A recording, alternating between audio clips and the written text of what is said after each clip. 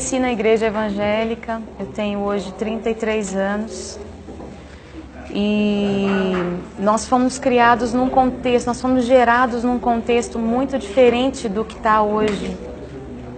Na minha época não existia a palavra, a gente não usava a palavra show na minha época. E eu me lembro dos cultos que a gente tinha há alguns anos atrás. E não existiam celebridades nesses cultos. Não tinha, as pessoas não tinham interesse em tirar fotos, enfim, em olhar para pessoas propriamente dito, porque a presença de Deus era uma coisa tão palpável, tão tremenda, tão grandiosa, que as pessoas mergulhavam na presença de Deus e bebiam da presença de Jesus de uma forma muito profunda. Muitas pessoas se lembram daquela época e se lembram com saudades da época em que a igreja mergulhava na presença do Senhor, em que a presença de Deus fluía de uma forma tremenda. E hoje em dia as pessoas são muito ligadas no visual, né? São muito ligadas naquilo que elas veem, ouvem, muitas vezes as pessoas não sabem mergulhar na presença do Senhor, não sabem persistir em buscar o Senhor, né? Hoje eu pude ministrar um pouquinho sobre isso quando eu estava ministrando.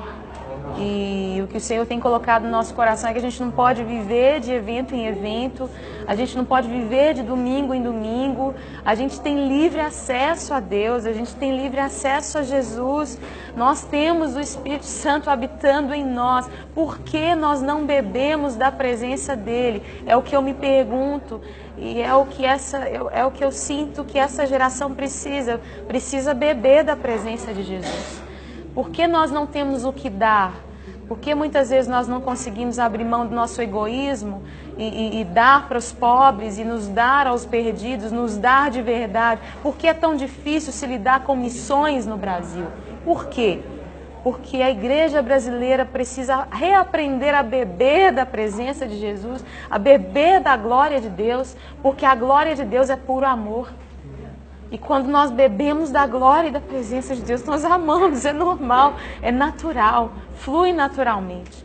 E eu creio que a gente precisa voltar a essa essência, voltar a esse tempo onde a gente ama Jesus mais do que a gente ama a música, mais do que a gente ama os ministros. A gente quer Jesus mais do que quer tirar foto com o cara que veio ministrar. Eu creio que precisamos voltar a esse tempo. Eu tenho fome disso, tenho sede disso. E eu creio que o Senhor é fiel para fazer infinitamente mais do que aquilo que nós vivemos há 10, 15 anos atrás. Eu creio que Deus é fiel para fazer um rompimento nessa geração e para nos levar além das nossas canções, além dos nossos congressos, dos nossos eventos, além. É isso que Deus tem para nós.